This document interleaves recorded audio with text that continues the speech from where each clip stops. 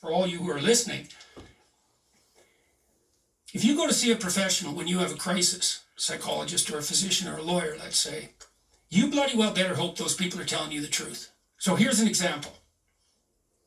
Let's say you got a 13-year-old girl and she has body dysmorphia. That's very common among 13-year-old girls, especially if they hit puberty early, because when women hit puberty, their levels of negative emotion go up.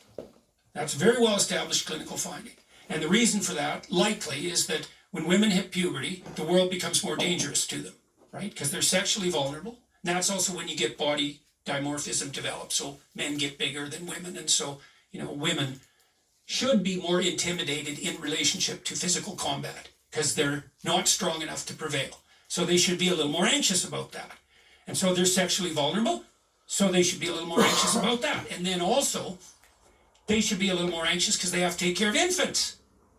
And if you're going to take care of an infant, you should be a little more sensitive to threat because the infant is extremely vulnerable. So anyways, that kicks in women when they hit puberty. It's very well documented. This is why women have 3 to 5 times the rates of anxiety and depression worldwide.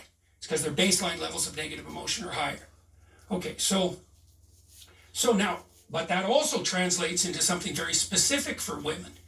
So anxiety and depression, shame, guilt, all those negative emotions, they make you self-conscious.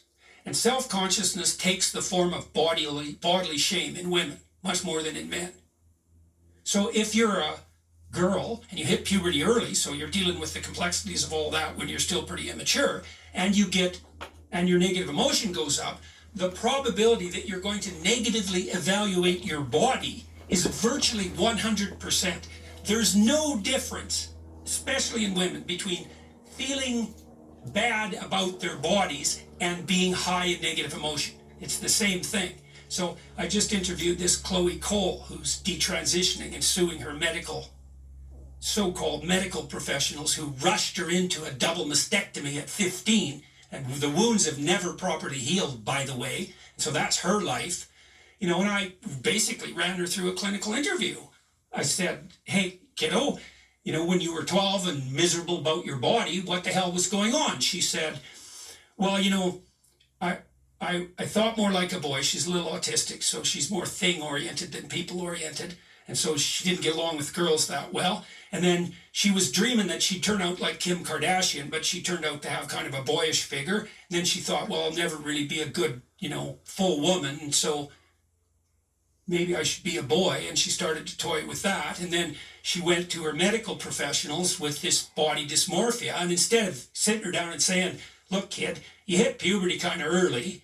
You got a partially autistic personality style that makes you a little more comfortable with boys than girls. And every girl there is suffers body dysmorphia at your age. So just tap her cool. The fact that you're embarrassed about yourself and feeling inadequate, it's like, that doesn't mean you're marked out as pathological. It certainly doesn't mean you're a boy.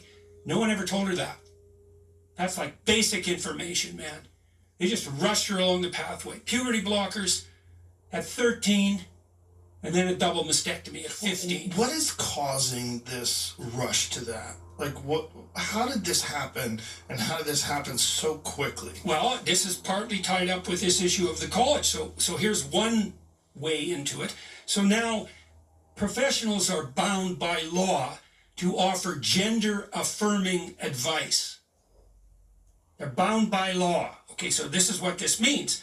If you bring your 13-year-old in to be evaluated by a physician or a psychologist, and maybe she has high levels of neuroticism, tilting towards depression and anxiety, and then that's making itself manifest in bodily discomfort, now that's being shaped by this cultural fad that insists that if you feel uncomfortable in your body, it's because you're of the opposite gender. That's the psychological epidemic part of it.